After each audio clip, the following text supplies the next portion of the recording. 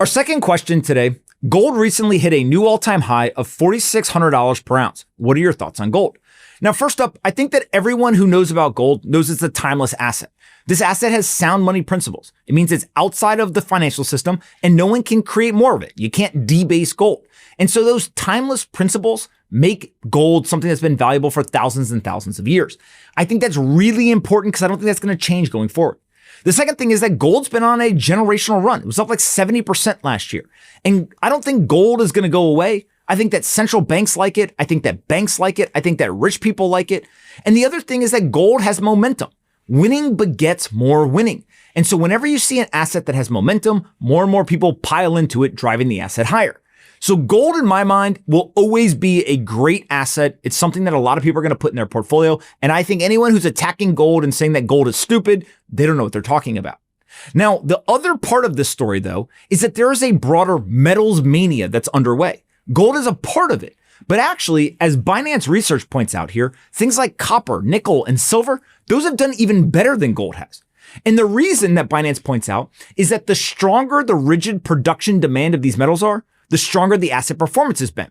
So the way to think about this is that current capital flows are heavily skewed towards hard assets with industrial utility rather than pure traditional safe haven assets. Now, of course, gold is used in things like jewelry, etc. But things like copper, nickel, silver, those are used much more with industrial utility than, say, something like gold.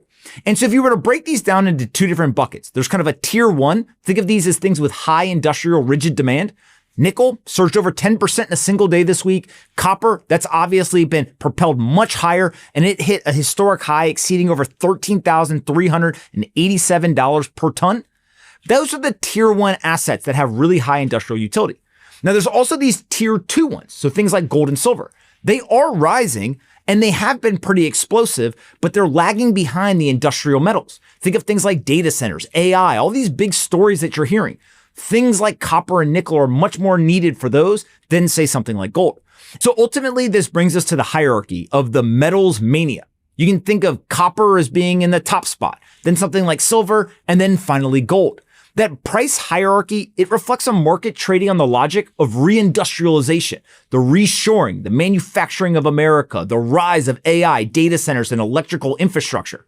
This idea of a reindustrialization is obviously going to drive much more investor demand than simple currency debasement fears, which are driving something like gold.